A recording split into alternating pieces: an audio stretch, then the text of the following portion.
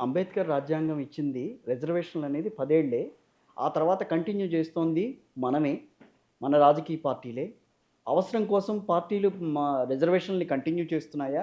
లేకపోతే నిజంగా ఆ అణగారిన వర్గాలు ఆ రకంగానే ఉన్నాయి కాబట్టి రిజర్వేషన్ అమలు చేయాల్సిన పరిస్థితి ఉందా అని క్వెషన్ చేస్తున్నారు. రాజ్యాంగం అందరికీ సమానం, ఈక్వాలిటీ బిఫోర్ లా ఉన్నప్పటికీ కూడా మన దేశం ఉన్న ప్రత్యేక పరిస్థితుల్లో కులం హ్మ్. పేరుతో జరిగిన వివక్ష కారణంగా ప్రత్యేక రాయితీలు కావాలని అందరూ అంగీకరించారు. యెస్. 10 ఏళ్ళు ఎందుకు పెట్టారు?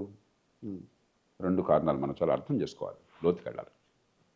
ఒకటి, మొట్టమొదటిసారిగా ప్రపంచ చరిత్రలో తొలి రోజు నుంచి వయోజనోట హక్కు అన్ని కులాలకి, వర్గాలకి, ప్రాంతాలకి, మతాలకి, చదువుతో సంబంధం లేకుండా, డబ్బుతో సంబంధం లేకుండా, గ్రామీణ పట్టణం లేకుండా, ఆడమగ తేడా లేకుండా అందరికీ ఓటు హక్కు ఇచ్చిన తొలి దేశం భారతదేశం. అప్పటిదాకా ఆ సాహసాన్ని ఎవరు చేయలే. కాలక్రమేణా ముందు సంపన్న వర్గాలకి, భూమి ఉన్న వర్గాలకి, మగవాళ్ళకి మాత్రమే వచ్చి కాలక్రమేణా విస్తరించారు. ఓకే. ఉదాహరణకు 1217లో హ్మ్. బ్రిటన్లో ఒక రకంగా ఈ ఈ రాజ్యాంగం ప్రజాస్వామ్యానికి మొట్టమొదటి పునాది పడింది. మ్యాగ్నా కార్టా అని చెప్పంటాం. 1215లో. 1217. 1928 దాకా 813 సంవత్సరాల దాకా అబ్బా! మహిళ ఓటు హక్కు లేదు. 813 సంవత్సరాలు పట్టింది. 19వ శతాబ్దం దాకా మగవాళ్ళకు కూడా వయోజన ఓటు హక్కు లేదు.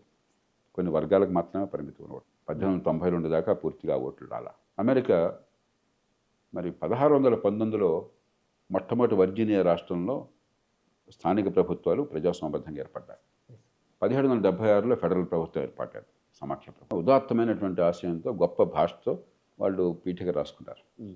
డిక్లరేషన్ ఆఫ్ ఇండిపెండెన్స్ వాళ్ళు రాసినప్పుడు ఇప్పటికి కూడా థామస్ జెఫర్సన్కి నిరుపమానమైనటువంటి కీర్తి ఆ డాక్యుమెంట్ వల్ల వచ్చింది. హ్మ్. మరి దానిలో all men are created equal అని యెస్. రాసుకున్నారు. అవునండి. అవును. హ్మ్. 1920 దాకా మహిళలకు ఓటు హక్కు లేదు.